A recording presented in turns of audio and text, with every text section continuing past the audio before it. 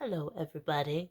So I'm back from my travels to Nashville, Tennessee.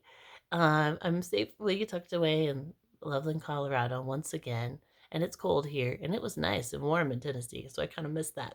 But anyway, I've experienced a ton of shifts and a lot of shedding and a lot of personal revelations and things coming to the surface during this little eclipse corridor we're in. The lunar eclipse is on Saturday, so hold on to your butts. But anyway, I know that what I'm experiencing, a lot of you are probably experiencing with your own personal flavor and variety.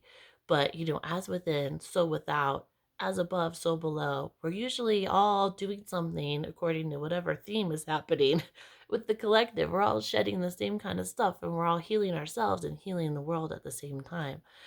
So I wanted to talk about my experiences in case y'all can relate.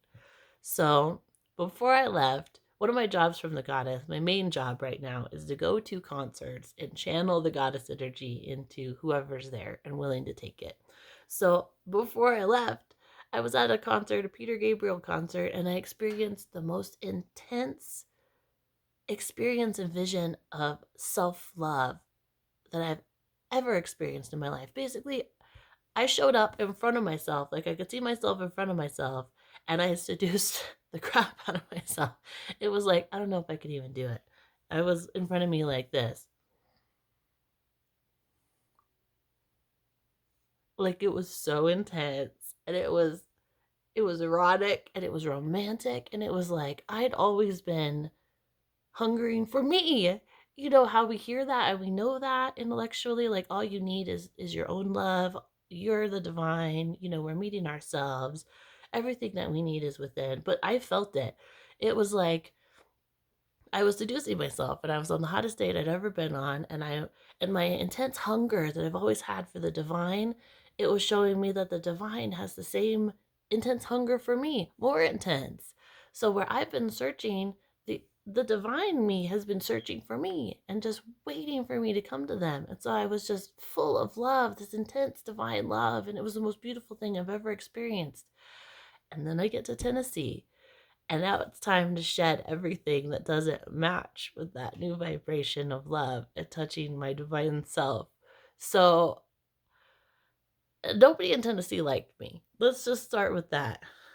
Nobody in Tennessee liked whatever was going on. And I didn't expect it because I don't know. I think spirit's slowly working me out of like a little zone of safety so I can become my best self and then stretch as I go. So I grew up in the Portland area where everybody's weird, and I was weird for Portland.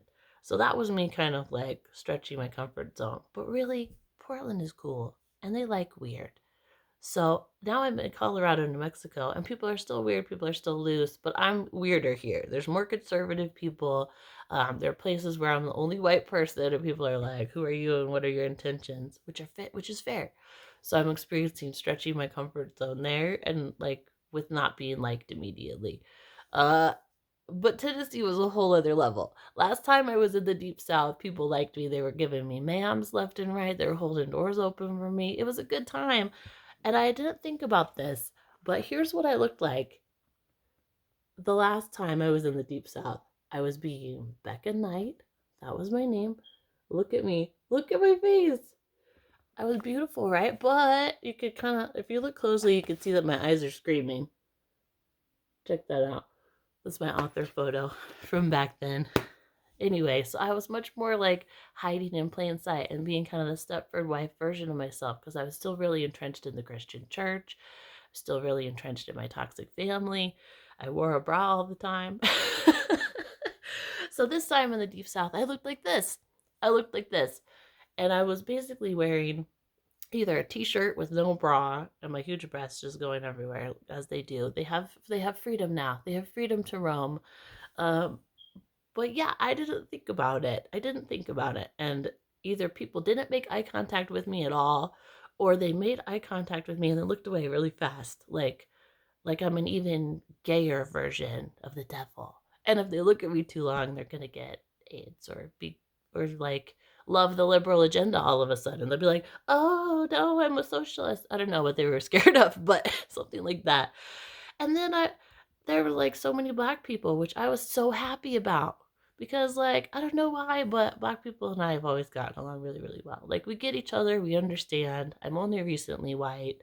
We've gone through a lot of the same stuff in life. I have white privilege, but I'm also gay and a woman. So like we get it. We have a lot of similar similar things that have happened. But no, in the South I was so sad. I would make eye contact with black people like, "Oh, finally, you guys, like let's chill together."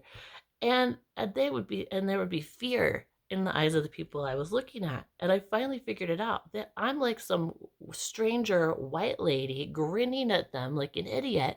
They probably think I'm going to take them to the sunken place or something bad, right? And that made me so sad. It made me so sad because the culture there is set it up in that way. And I get it. I 100% get it. They have to protect themselves. But it was such a bummer. And here, this is the first part of this video. To be continued.